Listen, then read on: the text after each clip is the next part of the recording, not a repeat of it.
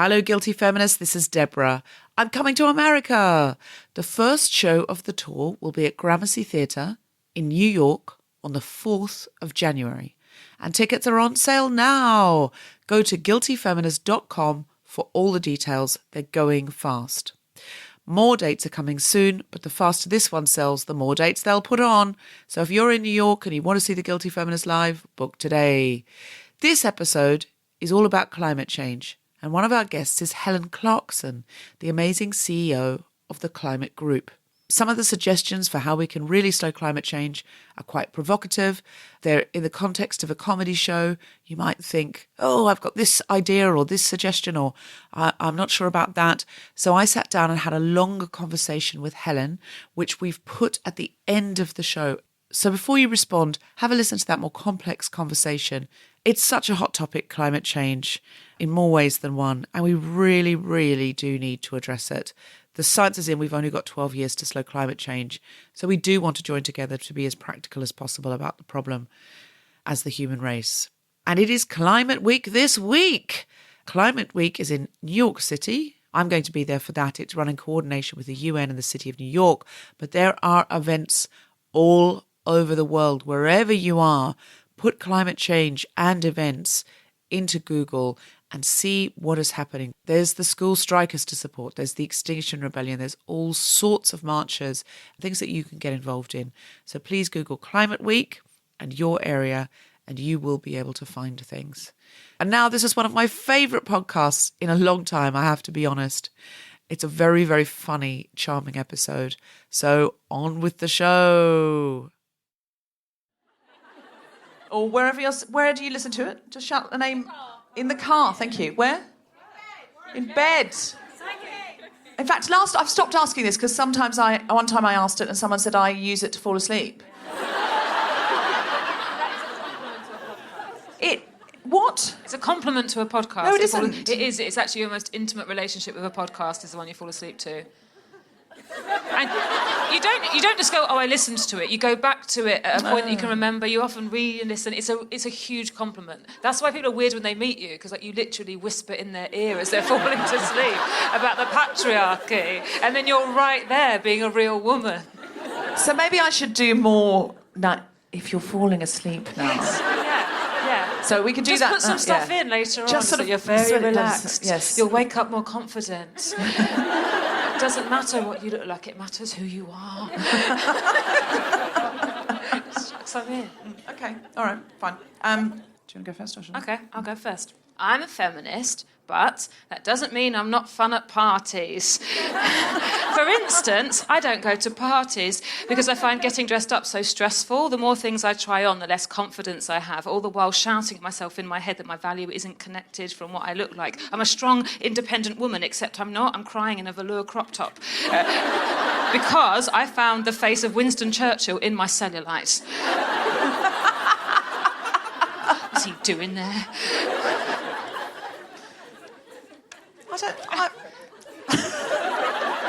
Also, my knees have got this thing. They look like babies smoking. They've got cheeks and a cigarette. I need to see that now. I mean, not now. That would be rude. That's why I wear my shorts for the environment, or for anyone. I'm a feminist, but I'm really thrilled to hear that Sara Pascoe has cellulite. That's not my one, though. I'm a feminist, but I met a beauty journalist the other day, and she kindly gave me something out of one of the beauty bags she got given, and it was called Guerlain Youth Protector. Don't judge me, because it's a sunscreen, really. It's a protector. But when I put it on my face, it was like putting cashmere on my face. It was just like, which as a vegan I know you can't do, but it was like putting, I don't know, fairy tears on my face. And it was so amazing. And I just looked at it and I thought, look, I was so tempted to go on Instagram and go, oh, I really love this, because I thought they might give me some more. And I thought, I can't do that. This is not right. I'm a feminist. I can't be going on Instagram and going, ooh, I love Youth Protector by Guerlain, hoping to get some in the post. Yeah. But if anyone is listening from Guerlain, I am quite keen on having some more. And the reason I feel it's okay, because I normally don't like products that say youth in them, because it somehow holds youth up as to be this premium, when what's wrong with getting older? But I did think, on this occasion, it's not trying to get more youthful, it's youth protector. And we all have some youth, right? So the youth that I have is protecting that. It's a line of defence. It's not trying to anti-age me. I don't want anything anti-aging unless you've got a really good product that you think will work. But you're falling asleep. You work for Guerlain and you're falling asleep. My address is the Spontaneity Shop, 85 to 87 Bayham Street, NW1 0AG. If you wanted to pop some youth protector into the post, because I've looked at the price of it and I would like it for free. How much is it? Don't. How much is it? Because that's the thing with how much they charge for those creams. I know, but don't ruin it, because I want them to send it to me for free, and if we start slagging off the price... Wow.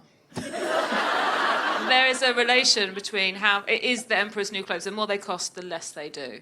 It makes your hands feel soft, running out of stock, and then you put your hand... It's just the top layer of cells that what feels if like... they're in tonight? I don't care. They know they're con merchants. So, look, come on.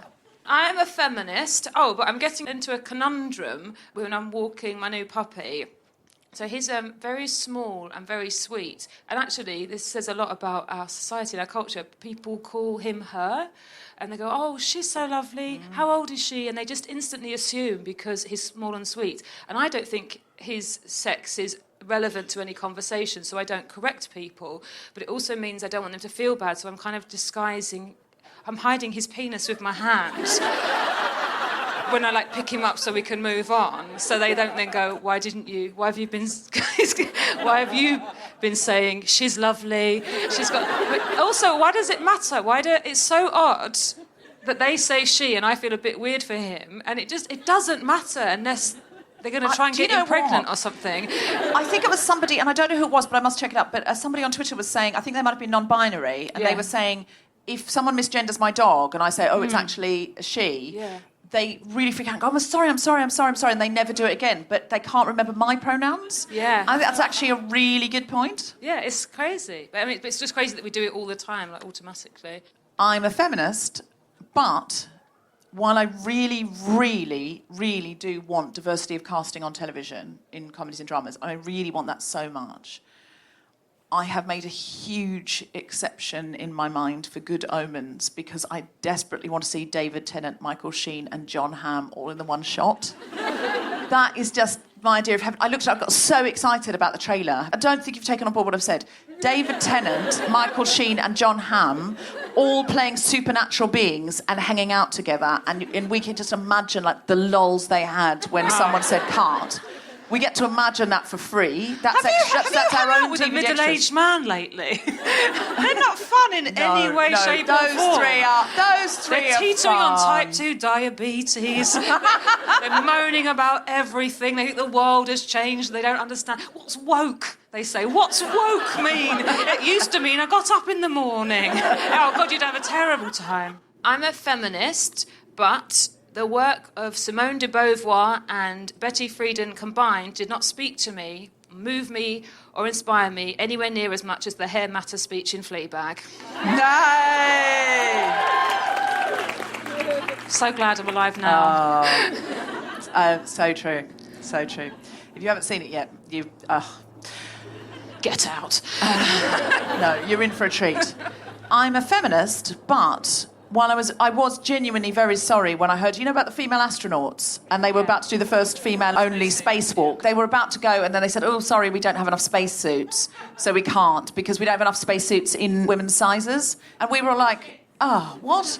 Anyway, while I was very sorry about that, and I really was, because these astronauts who'd waited so long to go on an all-female spacewalk couldn't do it, when I read more about the story, it said we've only got one spacesuit in a medium. And I did think, yeah, have any of you space bitches tried to go swimsuit shopping for an extra large? Get back to me then. And okay, how is that not... Obviously that's a joke, guys. I can't get away with saying bitches, can I? No one wants to hear that from me. I fucked it. Okay, I'm going to say it again. I think you're being paranoid. I think there was actually some genuine, it must be really horrible. That's actually what happened. Well, don't patronise me. Yeah, I think that is what they were doing. Okay, all right, I'll try again. All right. While I did feel sorry for those astronauts, I did think, Have any of them, if they're mediums, have any of them gone swimsuit shopping for a large? If not, I'm saving my tears. That was better. That's better. What we've learnt there is I can't say bitches. Okay. Live from the Belly Theatre on the South Bank in London, the Spontaneity Shop presents The Guilty Feminist with me, Deborah Frances-White, guest co-host Sara Pascoe, and our very special guests Helen Clarkson and Clemency talking about climate change.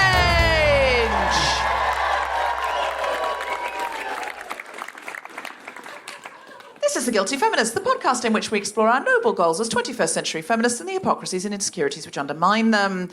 Today, I'm with my co-pilot, Sara Pascoe, and we are talking about climate change.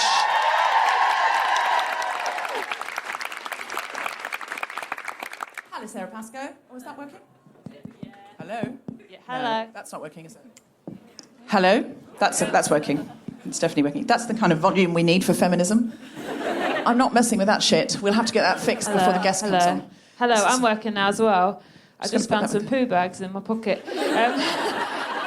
Just to be clear... Biodegradable if anyone does need to go. Just to be clear, Sarah has a dog. I think that's key information. Don't say it. This is what I like about being a vegan. This is like the cow ate us. Oh, that's nice, isn't it? In his belly. This is his revenge. Yes. You know, it's not a cow here, though, is it? What is it, then? It's just a purple tent. Is it? They're not allowed to have a cow here. It's in Edinburgh, it's a cow. But here, big fan of Edinburgh or cows, I don't know. But here, the South Bank's too snooty to have udders. Yeah, it's true. That's true. It's not a cow outside, is it? Udderbelly people? Oh, I hadn't even realised that. So is that because, like, the Houses of Parliament get jealous that, we're the only pointy thing? No udders. Do you think Theresa May's banned it? I don't want to blame her for that as well.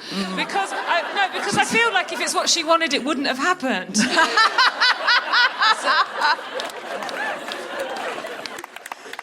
It's true. Too much credit to imagine that anybody in the House of Commons could organise the removal of udders at the moment from a tent. Yeah, if you go to the Edinburgh Festival, it's the same tent, but it looks like an upside-down cow. And that's why it's called the Udderbelly. But I don't know what it's called here. What's it called here? Underbelly. It's called the Underbelly here. So what's that? Like the perineum? Are we in a perineum right now? I think so. It's not the sexiest thing to be in, is it? It's not the sexiest thing to be in. Well, I suppose it depends on your proclivities. It doesn't matter what your proclivities are. Everyone's got one. What, a perineum? Yeah. I know, but now I feel like you're thinking about mine. No! They're awkward. About the one we're inside. Okay, that's fine. The cow's one. Yeah. There's a long story about two Etonians, lovely chaps, going to Edinburgh and taking over a venue, and then the economics of the Fringe massively changing. That was sort of the underbelly of Cowgate, and because of Cowgate and underbelly, etc. Oh, I see. And it's the first time on record that the economics of this country have been altered by two Etonians doing something rather... I'm kidding. Ed and Charlie, if you're in, which you're definitely not, we love you. You're an important part of the Fringe. Oh, it's the Belly Theatre, is it, Tom? Is it? Oh, OK. We're not in a perineum. We're in a stomach. OK. But a cow has 3 stomachs or 4. I think that's a rumour. No, I feel like it's one of those things. No, I feel like it's one of those things you get taught at school, and then QI says they don't have 7 stomachs. I feel like it's one of those things. That's not a rumour, though. So it's more of a... Oh, yeah. Yeah, it is. People behind the bike sheds, at the bus stops, trying to get you to smoke with them, being like... How many? There must be someone in who's like a vet or has done a degree in this kind of thing, because we have a very terribly well-educated audience. If you know about these things, if you've got a good working knowledge and could write a Wikipedia entry at short notice, please shout, yay! Yay. Oh, great. I knew there would be. What's your name? Amy. And what do you do for a living? I do clinical trials on people, not cows. No, people, not cows. Do not hurt her. And how do you know about the stomach situation of a cow? I did biomedical sciences at uni. Biomedical sciences at uni. Where'd you go to uni? Manchester, great. Okay. All of this is stacking up. So now we're going to throw it to you, Amy. You're our phone a friend. How many stomachs does a cow have? They have 4. Okay. Unless it's her who started the rumour. That's the thing. You don't know where you're getting it. She does sound like she knows what she's talking about, though. Are you implying this is a cowspiracy theory? No, I'm going to believe it now. Now I believe it. Yeah, Amy's told you. Amy is an educated woman in the sciences. Much like that woman who did the black hole photograph. Yeah. Let's not call her that woman. Let's find her name out. Yeah. I'm a feminist, but... Yeah, that science hoe who did the photo. The science lady. The science... Oh, someone knows, they know the name. I'm looking it up so I can read it out, but we'll edit this in as if I knew it all along. Okay, so congratulations to Katie Booman. They knew it already. To whom we owe the first photograph of a black hole ever. My friends in America were like, on my WhatsApp group, you've got one of those girlfriend WhatsApp groups where you're like, hey, girlfriend, and you encourage each other through the daily grind of sexism. Oh, yeah. Have you got a couple of those WhatsApp groups? I've got a couple of those WhatsApp groups. Oh, I find them unbearable. But The trick is to have only... I mute them. No, these are only friends, two other people in the group. The big ones are hard to navigate. Yeah. You just need a couple of 2 women. And they were going, and we cried when we saw her. And I said, I haven't seen any pictures. It was all just pictures of the black hole. And I asked my audience last night, and they all said, no, that we didn't know it was a woman. And so we believe we got it trending. That it was a woman. So she might have taken a picture of a black hole, but I got her name trending on Twitter today in the UK. So who was the bigger hero? Her, obviously, sure. So how do you feel about climate change? I mean, obviously... I'm against it. Yeah, not in favour. Sure. I'm going to say that straight away. Our amazing guest today, Helen Clarkson, the CEO of the Climate Group, I met her at a drinks event for women. If you're a man, you don't know this, we're marshalled into drinks with each other all the time. It's just demanded of us. People don't think we'll find each other naturally. No. Because there's so few of us. I mean, they have to hire a room. It's true. I don't think men are ever asked to go to men's drinks. Just give us a cheer if you're a man and you've been asked to go to men's drinks. Never. I mean, sometimes you just find yourself alone with men because you run the world. And you're in a room of influence and you look around and you go, oh, no women one's here again. Sure, but you're not marshalled in because you're a man. We're marshalled into rooms because we're women all the time. You don't understand how frequently that happens. I mean, certainly if you live in London... Or you have a job in a certain industry. And the only thing you have in common is that you're women. So that's the way you start the conversation, don't you? Oh, hello, so lovely to meet another one. How are you finding it? What's it like being a woman in comedy? Well, I'm probably quite similar to being a woman in science, except I do jokes and you do... serious, proper things. That's very respectable. I bet your parents are very proud. Yes, every time I meet a human rights lawyer, I tell them my mother's very proud of them. Because she is. She's caving now. Anyway, the point is, I went to drinks, and I met this amazing woman, Helen Clarkson, CEO of the Climate Group, and we'd already been talking online about Helen coming on the show. She said there's lots of things we need to do and corporations and countries need to do, and she was very interesting about that. But she said the 3 things we can do as individuals are 3 things nobody wants to do. Wear hot pants. Is it? So I won't do it, even for the planet. No. Okay. Whatever you say now is going to sound better to everyone. Okay. More of an option. So the first one is not have children. Fine. But I feel like an eco-warrior, because I haven't had a child today and I'm not going to have one tomorrow. So, boom. Look at me in awe. I would guess that no one in here has had a child today or is having one tomorrow. I think we can all pat ourselves on the back. Yes, that's true. For a successful beginning of the week. Or end of the week, where are we? Yeah. So every day you wake up and don't give birth, you have done your bit for the planet. if you are heavily pregnant, please don't hold it in. No. Just because Deb's thinks babies are terrible. No. Obviously, some people have to have babies or the human race would die out. Yeah, also they're adorable. So they're adorable. And we've got pets and they are pretty bad for the planet as well. So she did say no one wants to do this. So please don't write in and go, I just had a baby and you made me feel sad. Obviously, this is what I've been advised by Helen Clarkson, CEO of the Climate Group. Write to her. I think it's win-win. Write to her I think it's win-win. If you have children or a young baby or are going to have children, then let's save the planet for them to live on. And if you don't, then you get to have this extra smugness That's of true. I haven't created any more consumers. It's true. Yeah. Smugness and an uninterrupted brunch. That's my reward. I mean, if the planet survives till I'm in an old person's home, I am aware that the Edinburgh Festival will not come and visit me there. And that's all I've invested in. And if it did come and visit me there, I'm sure some student groups. So annoying. Do you want to go and Just see come and Deborah fly at me. Frances-White? Juggle at me. The other thing is you can do is be vegan. Yeah. So tick. That's tick for you. Yeah. I've definitely really made big inroads. I'm not as vegan as you. Yeah. Or as vegan Veganism is a spectrum that we're all on in a way. No one's eating meat right now. Again, so pat yourselves on the back. Unless someone did sneak a sausage someone in the middle there with jerky in a bag. I'm not as vegan as vegans, that's clear. But I'm more vegan than I was.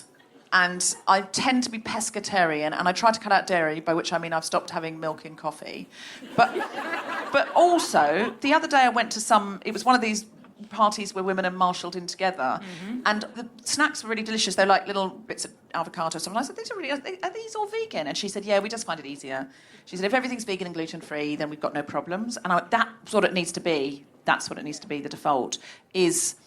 And I mean, I know I'm living in a very metropolitan pocket, and I do speak from a place of privilege that, that's what it needs to be. I'm aware there's much broader issues, but I thought that. So you're a vegan, so you've ticked 2 of these boxes. Yeah. And the other one is travel on aeroplanes as little as possible. Yeah. How are you there? Not on a plane. So, like everyone else in the room, I'm 3 for 3. Have you, though? Because I went to see your show, which was brilliant, at the Palladium, and it was recorded for the television, which is absolutely brilliant. And you had a whole routine about flying business class. Yes. I only bring this up because I think you're going to make others feel intimidated by your child-free veganism. I don't think anyone was intimidated. But that's one of the things, actually. We all have hypocrisy in our lives. I think you have to draw a line and kind of say, but my boyfriend's Australian, but this is now a good excuse for getting out of his friends' weddings and seeing his family. It's the environment. Yeah, I just care about carbon emissions too much. And is your boyfriend going to be really thrilled about that going out on the podcast, though? Because some of his friends and family might listen to it. Only when they're falling asleep. So hopefully we've already lost them.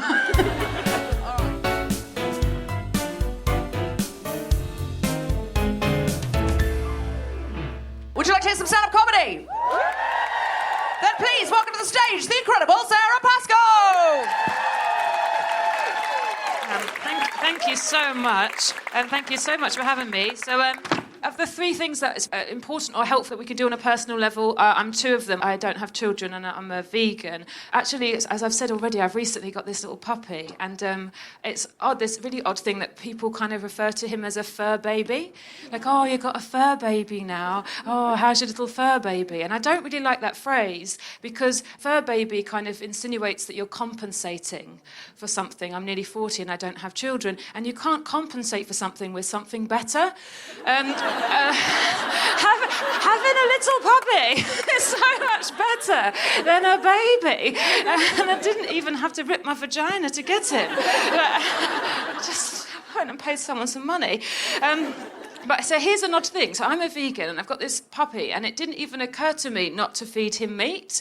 It didn't occur to me at all, and I since know because of the internet and people writing me angry messages. There are some vegans who give their pets a vegan diet, and I'm sure they're very healthy and very happy, which is what these people are claiming. But for me, it's a personal choice. I choose not to eat meat. Animals eat meat. Their system evolved that way, and I've got kind of well-sourced meat. But I've also realised that I'm a vegan because I really love animals. I love them so much and I respect them, and I hate the way they're treated and I hate the way that they're killed. But I prefer my dog to all those animals. So now I understand nationalism. I understand how it works, how the empathy kind of gets You love the people closer. So I do understand it, but I also... so I've been vegan for 10 years, and in that time I've had 8 boyfriends. Oh, Sarah, how so many? Overlapping. I'm busy. And all of those boyfriends, when I went out with them, they weren't vegans. They all ate meat. But after breaking up with me, they all became vegan. Some of them straight away, some of them 4 or 5 years later. They're all still in contact with me. They send me kind of WhatsApp messages when there's a new vegan cheese or a good vegan cafe. And just in case you're now thinking, oh, God, Sarah must really lecture people about veganism, I promise you I don't. I really feel like we're all adults. We have the same information. We make personal choices. I must have facts and statistics about factory farming in my vaginal canal. And then on my cervix, one of those horrible pictures that sometimes, someone will share it on Facebook. It's like a kind of like an animal hanging up in an abattoir with no skin on, and then you have to unfriend them. And then their poor penis is inside me, just kind of like going backwards and forwards, like grimly stirring the evils of humanity. And that's the only explanation. And some penises must be faster readers than others. I don't know the exact science. When it's not a podcast, I do this sometimes. I talk about this as stand-up, and I have this impression of the penis, like inside me, kind of having this terrible time. And it's definitely the rudest thing I've ever done. And the first time I ever tried it out at a gig, I warned them beforehand, like, I've got this new idea, but I think it's a too rude. And at the end of the gig, this woman, she was waiting for me. She was old. I'm not being rude. She was exceptionally old. And she was waiting for me. And she said, oh, you know that bit that you thought was too rude? And I said, oh, yes. And she goes, no. You should say, and that's why they all throw up in there.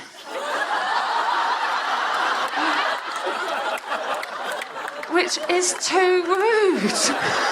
It's the rudest thing I've ever heard. It's the rudest thing I've ever heard. I'm so obsessed with that woman now. Who is she? What has her life been like? I'm hoping it's me from the future. If I ever find out a way of time travelling and going back to my old gigs with filth. That's if there is a future, guys. Save the planet, yeah? Thanks, bye.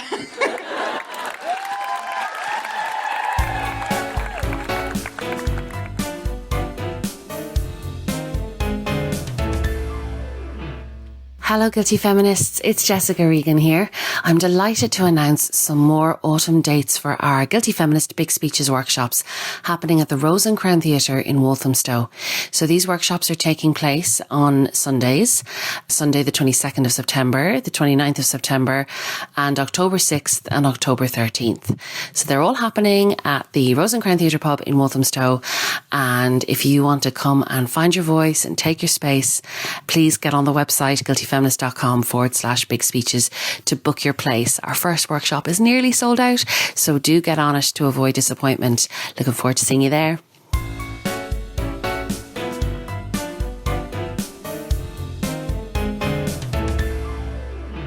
Please give it up for the stand-up of Deborah Frances-White.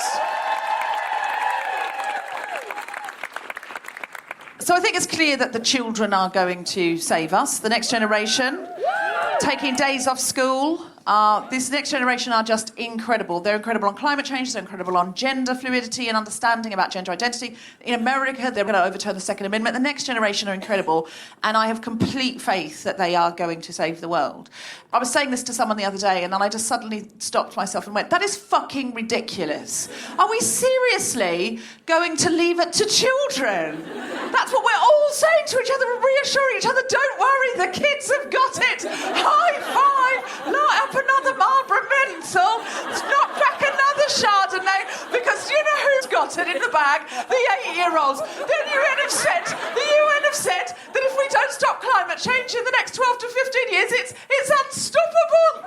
But do you know who's got it in the bag? My niece. She's wonderful. Oh, she's just done a project for school. She's 13. So, by the time she's, 22, I'm sure she'll have finished it. What are we talking about? It's like if previous generations have done this. So I did a little bit of thinking about this. This is how history would be different. We shall fight them on the beaches, and we shall never, ever surrender. And by we, I do mean fifth formers. Imagine if Rosa Parks had said, God has always given me the courage to say what's right, but I'm not going to. There's children for that. Nelson Mandela had said, the brave man is not he who does not feel fear, but he who conquers his fear. And by man, I do, of course, mean adolescent boy. Or if Emmeline Pankhurst had said, I'm sure we'll have the vote one day. The girls seem terribly keen on it. I can't see why I should go to prison when Alice here can just do a bit of detention. Can't she? I mean, she could go, I'm not eating school dinners. I mean, imagine if previous generations had just left it to children. We wouldn't have anything. It's not their job. It's not their responsibility. We've made the mess. And we're just going, they seem keen. It's not okay. And I was wondering, why do we feel this is okay? Why are we leaving it to children? Because it used to be that children were foolish grown-ups. That's how all generations saw it. And now we look to children as sort of wiser than us. And I was trying to work out how this had happened, and I realised what it was. Technology. Technology, that's what's happened. Because we all know that if our iPad is locked and we cannot work out how to unlock it, we find a toddler and go, there's Peppa Pig behind that magical screen. If you can work out how to unlock it. And they can. They absolutely can. They are digital natives, where I'm just a day trip. I've barely got a visa. I'm a day trip. I don't know. Just give us a shout out if you feel you're a digital native. Give us a shout out if you're 23 or under. Oh, God. There's too many of you. So you're Gen Z. If you're 23 and under, I think you're Gen Z. You're the ones that are apparently going to save the world. Are you on it? Yeah, you are on it. Okay, good. I mean, that's the confidence as well. But I swear, it's because you look at me and you go, I don't know how to operate a robot. You're right. I don't know how to operate a robot. You could just look at it and intuit it because you were raised with robots. By robots, I do mean computers. But that's what's happening. And technological change, the one thing young children know is how they expect everything to change. They expect all their devices to be different tomorrow than they were today. Whereas I like to learn something and have it stay that way for 5 to 12 years. I don't like change. I can't. Getting a new phone is not exciting for me because I just know there's going to be fundamental differences that are unfun for ages. And some of them are not better, by the way. The new iPhone, can I just say, I've got a real complaint about it because it used to be, in a meeting, I could just reach down into my bag and with my thumbprint unlock it and then to give a quick look down to see if anything more interesting was happening there than it was here. And now this new one's got face recognition, so I can't do that anymore. I have to go under the table, trying to make eye contact with my phone. That's madness. And it also used to be that a WhatsApp message would just pop up and go, are you still on for 4 o'clock? And then I could just sneakily type yes, because it would pop up on the screen. And now it just pops up notification. Have you seen this? It's your new iPhones. It just says, it doesn't say the content. And you have to look it in the eye. You don't have to touch it, but you have to look it in the eye. And then notification turns into, are you okay for 4 o'clock? You have to make direct eye contact with it. Do you know why that is? Do you know why that is? Because those bastards in Silicon Valley, they're all cheaters. They're all fucking unfaithful to their wives. And they've all been left. They've all had a Bezos-style divorce because You Up has just popped up on the screen and their wife's popped over to have a look at the time and gone, who the fuck is this? And so now, they can just, while Bezos is sleeping, she can just pop his thumb on it and unlock it. Now his eyes have to be wide open, and you've got to be looking happy as well. If your eyes are being pried open, it doesn't do it. It knows. So I think what my point is I don't understand how the world works anymore. And I feel like part of the reason is now, in a way, we are all having affairs with robots. It's not just the affair that the robot reveals. What I'm saying is my husband talks to Alexa a lot more than me. He uses her name a lot more, and that is true. He's all like, Alexa, oh, what about this, Alexa? He never uses my name. He never says, oh, Deborah. It's always like, if he doesn't say a name, I assume it's me. Otherwise, hey Siri. He never says, hey Deborah. And I find it annoying, and I've just thought, I'm just not going to respond unless he says, hey Deborah. I'm just going to sit there. If he goes, oh, what do you want for supper, or do you want to watch The Good Place? I'm just going to sit there like this. Until he says, hey, Deborah, do you want to watch The Good Place? And then I will say. But what I am going to do is when he's talking to his friends in the other room, oh, Doctor Who, Daleks, from the other room, I'm just going to shout out, I didn't understand that. How can I help you? Until the whole situation changes. Main thing is save the environment. Thank you very much.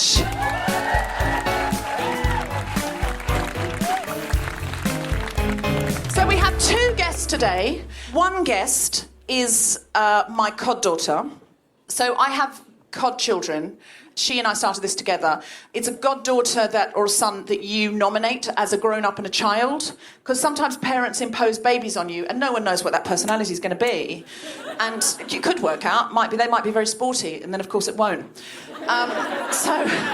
So this is a child you have a connection with, and you make an agreement with them that you're going to be their godmother. Do ask the parents. Don't just go up to a random child at a bus stop. And my goddaughter, Clemency Carter, I know is an authentic eco-warrior, and she's 9 years old. And our other guest is almost as impressive. She has worked for Médecins Sans Frontières and Forum for the Future, and now is the CEO. That's right, the CEO was a woman all along, of the Climate Group. So please, welcome to the stage, Clemency Carter and Helen Clarkson! Hello. I think Tom's bringing you a chair, Clem. So you Clem, you sit there, and Helen can sit there.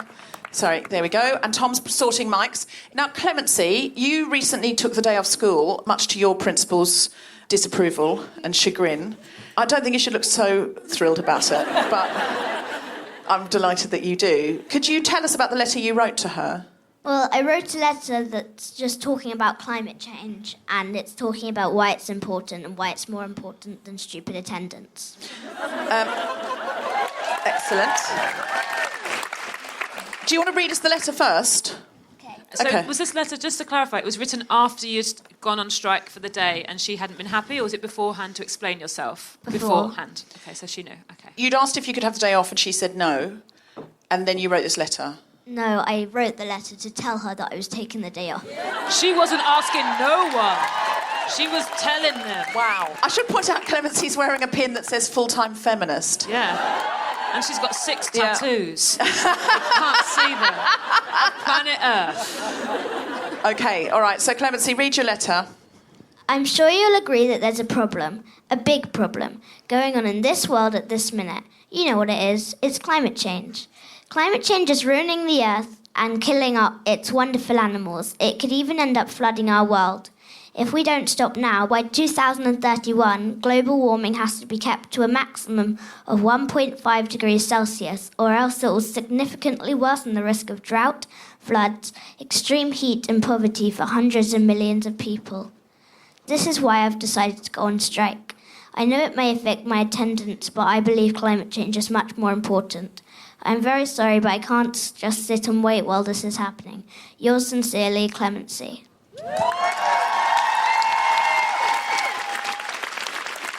Now, the reason I'm inviting Clemency on is because I know she's authentic. She's not, a media child who's been trained to kind of go out. I know Clemency, and I know that this is authentic to you. How long ago did you start to worry about the environment? I'm not sure, but I think it was 3 years ago. Right, when you were 6?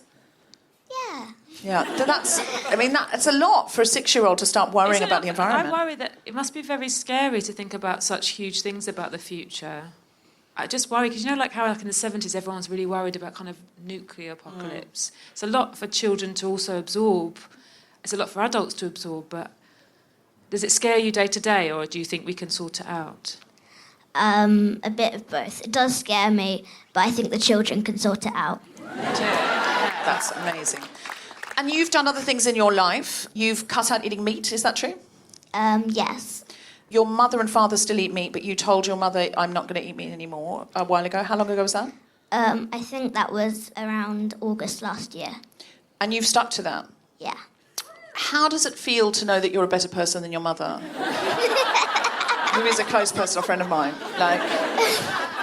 Well, I don't think she's cooking her own dinner. To be fair. But your mum hasn't cut out meat and she's making special meals for you. Does that make you feel a bit smug? It doesn't make me feel smug. It makes me feel happy that she's not telling me that I can't be.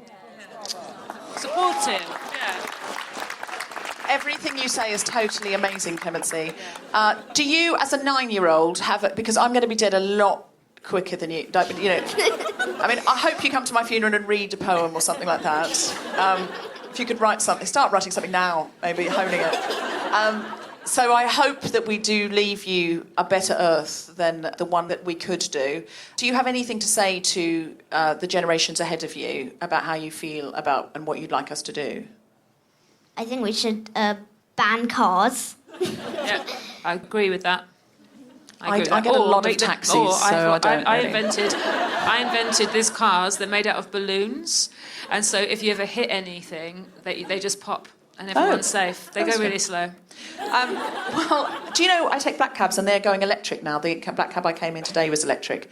So, again, call me an eco-warrior. Is there anything else you'd like us to know or do? I've stopped allowing my parents to take me to places in cars that aren't electric. Oh, God. Well, Clemency Carter, you're better than us and always will be. Thank you so much. Big round of applause for Clemency Carter.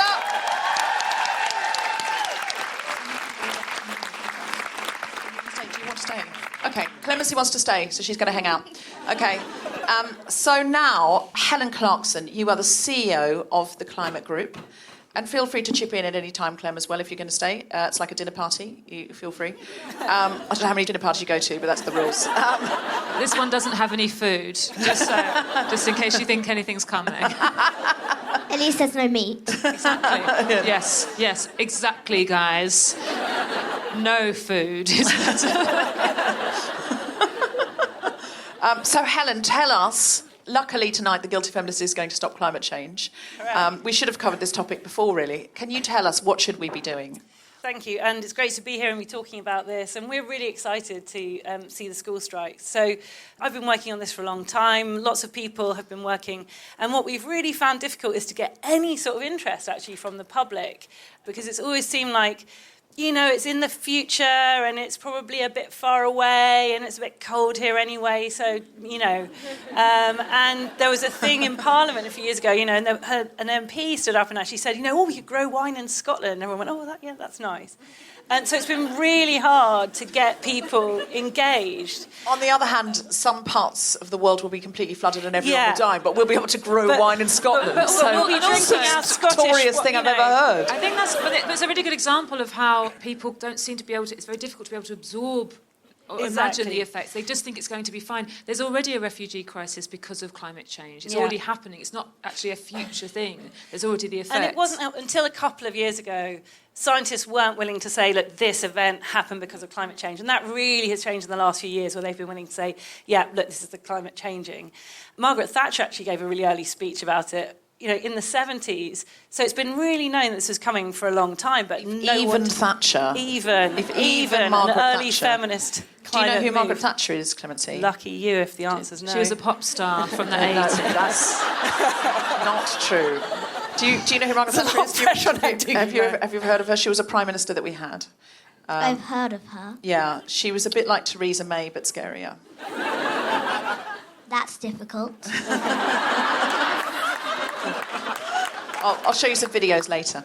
Anyway, so we've had this issue where, you know, if you did talk about climate change, there's all these big things, and this big problem, and the world's ending and everything, and people say, what can I do?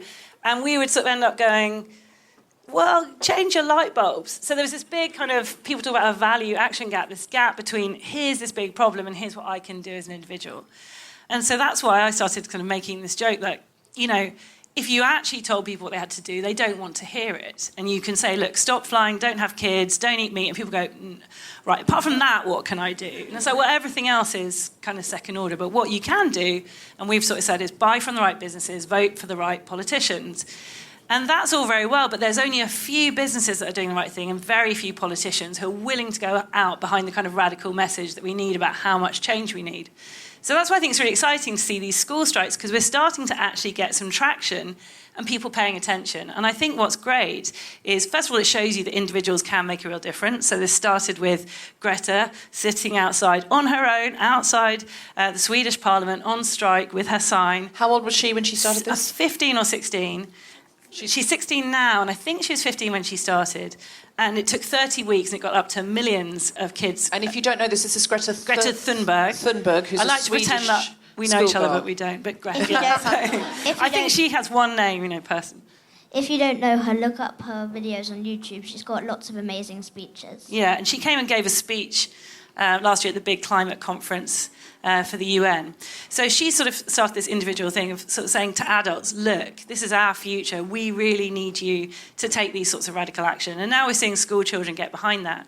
And what I think is interesting is if you look at the age of the children who are doing this, sort of 9 up into their teens, and then the age of their parents, probably in their 40s, late 40s and 50s, actually that's the age of the people that we work with, the businessmen and the politicians, I say men advisedly, and politicians who make these decisions and who we've seen, one of the things I'm sick of is going to climate conferences and you get these people standing up making these very worthy speeches like, it's all about the children.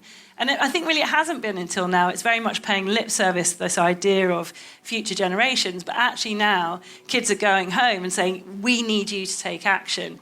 And I think that can really help us to kind of galvanise much more of the sort of action that we need to really deal with it. So is it in the same way that children used to pressure their parents into buying Furbies? Now parents are being pressured because they do listen to their children. The amount of women who have said to me, oh, I love your podcast, my daughter made me listen to it. Or my daughter was listening to it and said, Mum, you'll really love this. Or was listening to it in her room and I started listening in.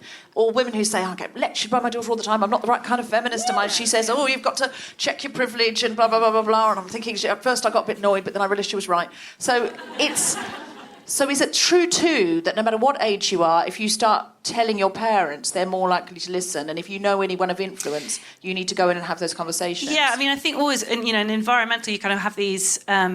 So the environmental movement, over the years, I've seen a lot of people want to convert people. So I'm going to kind of come and lecture you, I'm going to give you all the science, and then you will make the right decision. And it doesn't really work. Actually, we don't have time to sit and really patiently go through the science with everyone. But if you draw a sort of map, people just tend to put themselves in the middle, their family next, their community just outside that.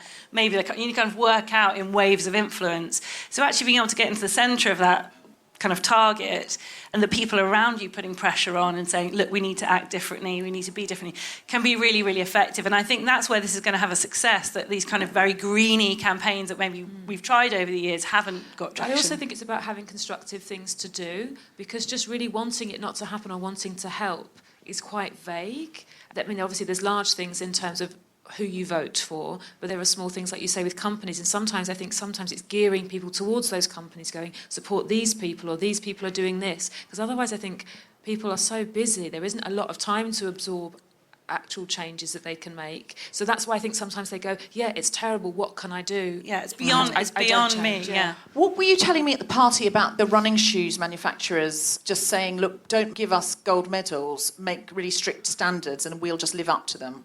Yeah, so some of the things that have happened sort of with business is they want, I speak on behalf of business, but they want certainty in the market. So one of the things that, if you know about the Paris Agreement, so the Paris Climate Agreement was signed in 2015 by most of the countries in the world, and businesses actually really supported it. And a lot of business that we worked with before that, and in my previous role and other organisations, might have been a bit, we don't really want climate, but what if we're going to tackle climate, they want to do it from the same position. So they want to, acting on climate shouldn't be a competitive advantage. It should be the level playing field that we're all on. And so when you came into 2016 and the presidential election in the States, then 2017, when the president of the US pulled out, or said that the US will pull out of the Paris Agreement, these businesses, I'd actually been in the States for 6 years, working with business over there, and ones that never really wanted to talk about climate or really acknowledge that they had a position, suddenly were writing letters, getting on adverts in the Wall Street Journal saying, do not pull out of the Paris Agreement. And that wasn't because they'd kind of got the green, story or wanted to be saving the world from a philanthropic point of view. It's because they don't want to have their competitors have a competitive advantage, say a carbon price comes in or whatever. They all want to be in the same position. So the fact that the Paris Agreement had said, this is the way the world's going, this is what the future looks like, allows businesses to then say, right, that's the world we need to innovate for. So they want rules. So if Yeah. everyone in the industry has to live up to that rule, they will just catch up. And this is because sometimes I'll go and do a seminar about diversity and inclusion in the corporates. And honestly, I've heard them say things like, well, the end of the world is very, very bad for the bottom line. Yeah. They're like, well, they say our shareholders are concerned because they're like, profit is really going to drop. Yeah, the market. There's no point in it being free if there's no one in it. Yeah. And Isn't that amazing? But if that's what's motivating people, I don't care what motivates people. If it's the bottom line, then fine. Yes, it's true. If we are all dead by cockroaches, yes, it's harder to sell Pepsi. I do see that. Yeah, it's true. And I think one of the other issues about it is the numbers seem, when you talk about the temperature changes, the numbers actually seem very small. So if you say, oh, tomorrow, your phone beeps, it's like tomorrow's going to be that's what my phone does now, is it constantly tells you what the weather's going to be like. So it's going to be 1 degree colder tomorrow. And you think, well, I'll just wear what I'm wearing today. And you can't get your head around what that means for the planet. And actually, the big report that came out last year, which was this kind of landmark report from the UN scientists that's called the IPCC, they were asked by the UN to go and look at, should we be aiming to get it down to, or limit it to 2 degrees of warming or 1.5 degrees C of warming? And there was a general assumption there's not much in that, it's half a degree. And actually what they came out and said, look, this is radically different. It's the difference between, the amount of coral that's lost, the sea level rise, the biodiversity loss is hugely different. And actually the work that we need to do to get warming onto a trajectory that's 1.5 degrees C only is really, really hard. It's radical, and that's why we need these sorts of actions to really galvanise our politicians and give them confidence that they can take decisions and have our support. Is going more vegan, because my thing is do 2 out of 3 of those things. If you've got a baby, go vegan and don't fly anywhere. And I'm so sorry, you're now stuck in a house with only lettuce and you're not allowed to leave. And what if that baby likes to travel? Well, this is the thing. I think, is it better for me to cut out, I've cut out meat except fish, but occasionally if someone cooks it for me or I might have a bit of chicken or something.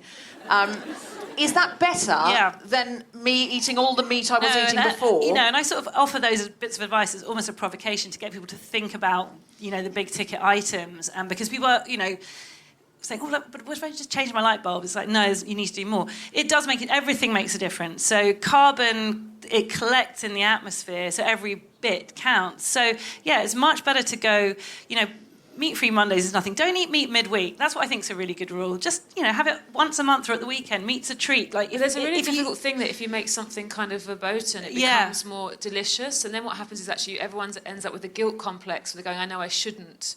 And I think there's a lot of that going on with lots of things that are actually avoidable, like kind of single-use plastic. That what happens is you end up doing the same thing, not having less of it. I think sometimes, I only know this from pornography studies, but telling people they shouldn't, they end up watching more pornography and then feeling worse about it afterwards. And you don't want that to happen with meat, because actually you're not a bad person. If your body craves something, it craves it. But it is about kind of respecting it and going, it has a cost. I know where my food comes from. If you've got time to kind of do that kind of sourcing. And then the other things people can do, not your age, but look at where your pensions are invested. That's another big thing that people can do just to make people laugh. But people do through their works. There's a law that came in this week. Okay. So it's compulsory through employment schemes that money is going into pensions, and you do have a say over who those companies these are invested in. If I had a pension, I would definitely do that. Yeah. But my pension has become really successful. I didn't know everyone had a pension. No, in my mind, I'll think, I'll just become successful enough, I'll be all right. But I won't be, and I know that. And much like climate change, I'm not doing enough about saving for the future. That's another show. So, I've just decided not to die.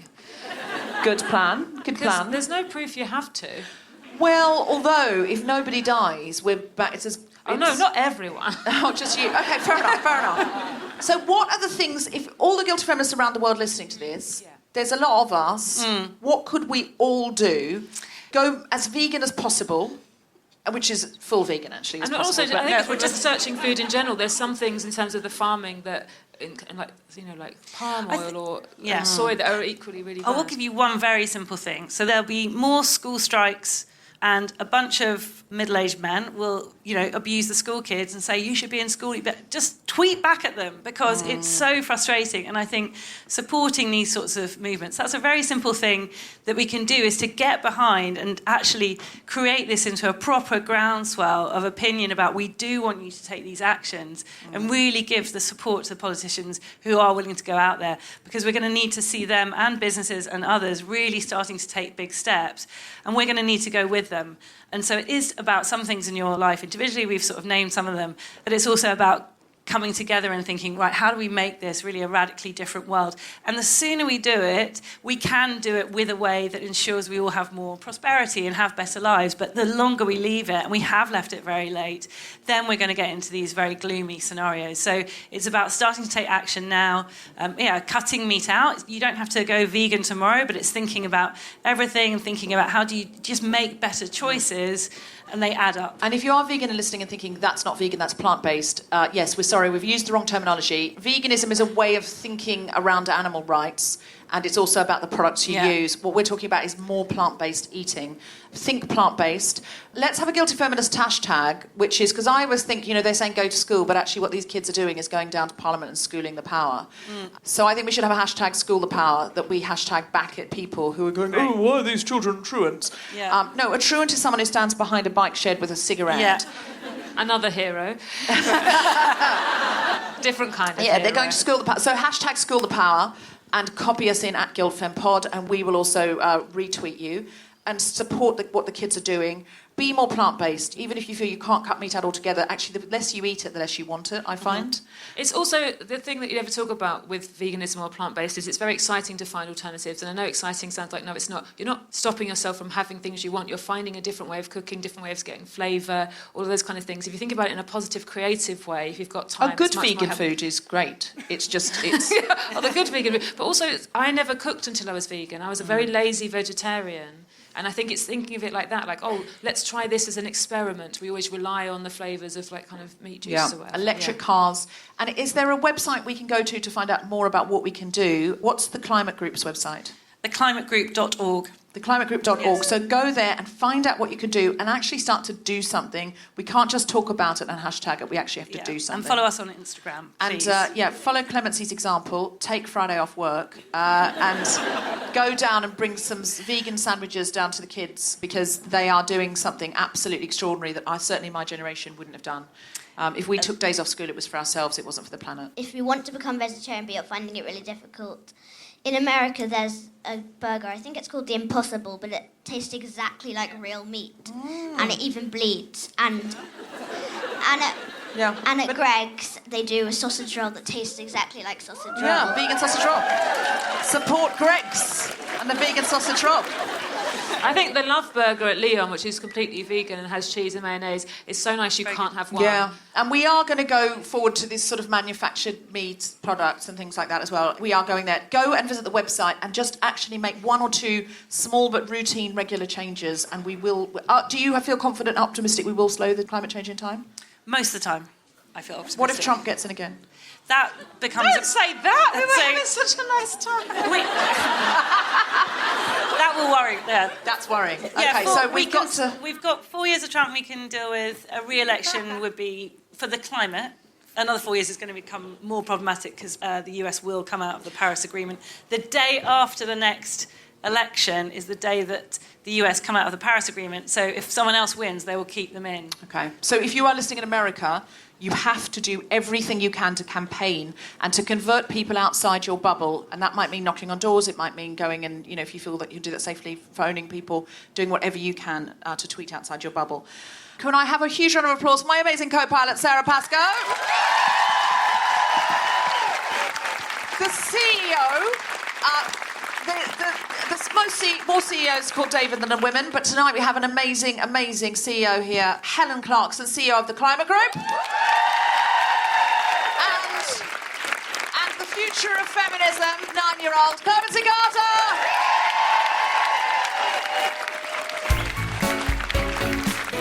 You have been listening to The Guilty Feminist with me, Deborah Frances-White, guest co-host Sara Pascoe, and our very special guest, Helen Clarkson and Clemency. The recording engineer was Chris Sharp. The music was by Mark Hodge. The producer was Tom Salinsky for The Spontaneity Shop. Thanks to Chris and Luke at PBJ Live, as well as everyone at The Underbelly, as well as all of you for listening. For more information about this and other episodes, visit guiltyfeminist.com.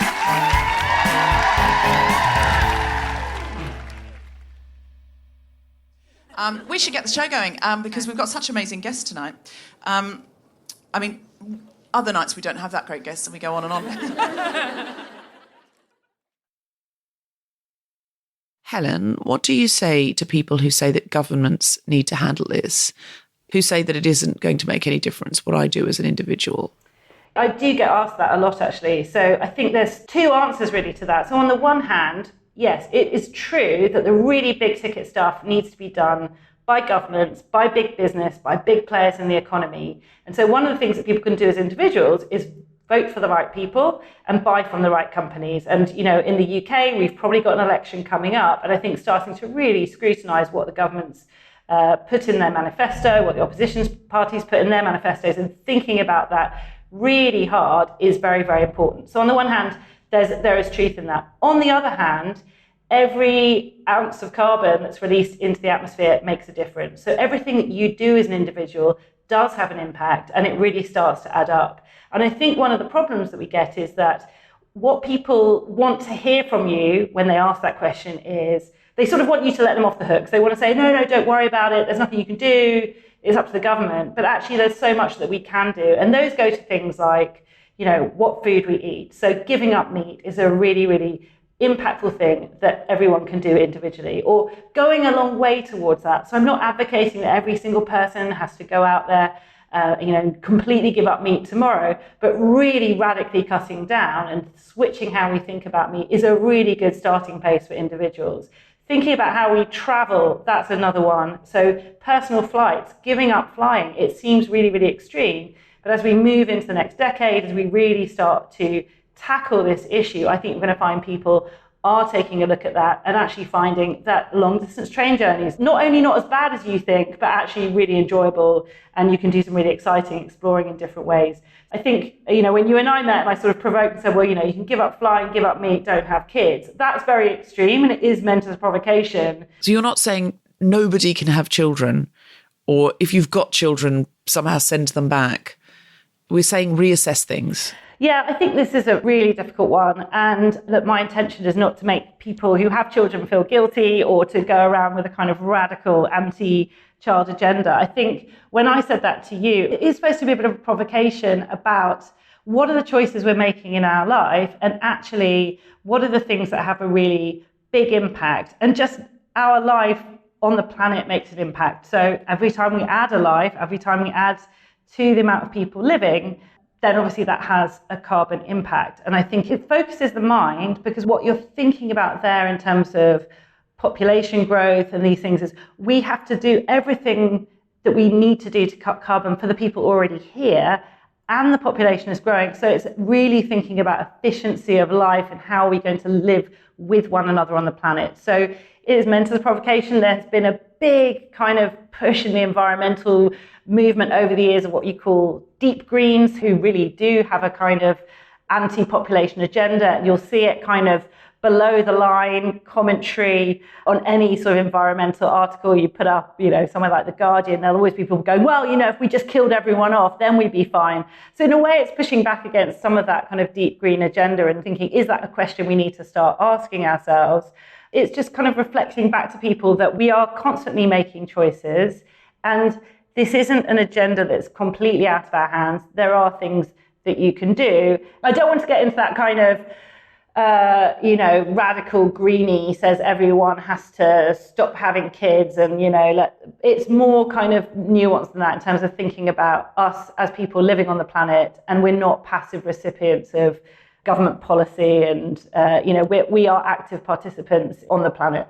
So don't just get to 30 and think, I guess having children's what everyone does. Let's just have 2 children. Think about it. Do you really, really want children? Could you foster? Could you adopt? Is there something else that would make you happy? Because if we bring loads of children into the world and we run out of oxygen in 14 years, those same children are not going to have a great life. And sort of a related point, maybe we could use this as a basis for stop looking down on women who don't have children. You know, that thing of when, I don't get asked this anymore, but I'm a bit old, but people in their 30s, oh, when are you going to have kids? When are you going to, this expectation that is the role of a woman. So that's one part of it. Maybe we could look at women who don't have children and think, oh, you know what, you've done a very good thing there for the rest of us. You are an eco-warrior. And then the second thing is, which is all part of this kind of same childbearing thing, which is a kind of another bugbear, is, you know, when you speak at many climate things as I do, you get a whole raft of people standing up and going, well, you know, I just look at my children and that's why I'm doing it. And I think, come on, you should be doing it because we all have a stake in the planet. It's not about some sort of weird heroism, and I think there's a lot where we push it on to the next generation. We're looking at school children. I know that school strikes is a big topic of conversation, and you know, there's this thing of like, well, the children will come along and save us, and the children, and it's like, we've got to be doing this right now. And so in that sense, I'd almost like to take children out of the discourse, because we've got a very little amount of time to do it. And we're talking about the climate decade, so the next 10 years has to be, you know, if you think about the roaring 20s or the swinging 60s, the next decade, the 2020s are going to be about the climate. And we need to really start doing things now, because we have to halve carbon emissions in the next 10 years. And that's a very active, very aggressive agenda that we all need to be getting onto. And so I think endlessly pushing into this as a conversation about something our children will deal with. We're dealing with it now, and people across Europe are dealing with it now. We're looking at how, you know, heat and things are changing, heat waves, the Arctic, what's happening there. You know, these are all real impacts right now. We all need to be taking action. How dangerous are the carbon emissions from flying? I mean, aviation is a big part of the problem, and there's a very heavily emitting sector. I think, you know, when people were talking 10, 20 years ago, it was all, there was a lot about we're going to have to stop flying. And I think if you were really pushing it, you would say, yeah, we do have to stop flying. I think where we are now is there's a kind of reality around this is how business is done. So how do we accommodate that? So I do think that we've massively got to cut down on the amount we fly. I think there will still be, when you look at the net zero by 2050 models, there is still some flying in the mix. Some of that will be electrified, so that domestic flights and short haul probably will be electrified in the next couple of decades. That needs quite a lot of work to achieve that. Do you mean electric planes? Yeah, so there's a lot of work now, R&D on electric planes, solar planes. So shifting the technology in aviation, I think in the long run, we're going to see new technologies. In the short run, we don't have those. So people really need to think about when they fly. You know, people shouldn't just be hopping on a plane. For the last 10 years, most of my personal travel has been on trains. I've done trains all the way across America. It's actually quite a lot of fun. But yes, where I've flown, it's tended to be going to see family or something. And I think moving more to that model and really thinking hard about why you're just jumping on a plane. Can I just say here and now, I'm not going to be the first person to trial the solar-powered plane. No, well, someone has done it. It took them about 2 years to get around the world or something incredible. So it's not really about to replace the budget airlines, let's say, but this is where that technology is. And I think this is the key bit of what we also need to support governments on is we need so much R&D. If we want to keep research and development, these technologies, we need very rapid and big investment in the sorts of technologies if we want to keep living the lives that we have learnt to love. A lot of work needs to be done. Now, some of the things on flying, you can make a massive change actually through sorting out air traffic control and not having tons of planes stacking over London. That's the sort of macro change we need to see through regulation and through airlines and regulators working on it. But at an individual level, really questioning the amount we fly and not hopping on a plane. Yeah. And so there's a lot of other things that need to be done. Heavy industry needs to be decarbonised. We need to look at how we're using land. One of the really big things that I think is going to affect individuals in the next 10, 20 years, and it sounds really boring, but how we heat and cool our houses. And there's discussion about how we create an army of people that go around street by street, house to house, and help us look at our heating systems and change the way that we're heating and looking after our houses, which should make them more comfortable. It should also deal with fuel poverty. There's a lot of these things coming. And what the science tells us is that we're not at a choice point. It's not, oh, give up meat or give up flying. It's actually you've got to do both. And we've all got to really look at our lifestyles and make these sorts of choices and also start to think hard about how we consume. Another one that we could talk about is fashion. So the amount of fashion contributes to climate change is phenomenal because of all the different parts of the life cycle of how you grow the crops that make the fabric, how that's shipped, fast fashion and the impact that that has. So people thinking about the clothes that they buy. There's a campaign that's going to come up in September about people committing to only secondhand.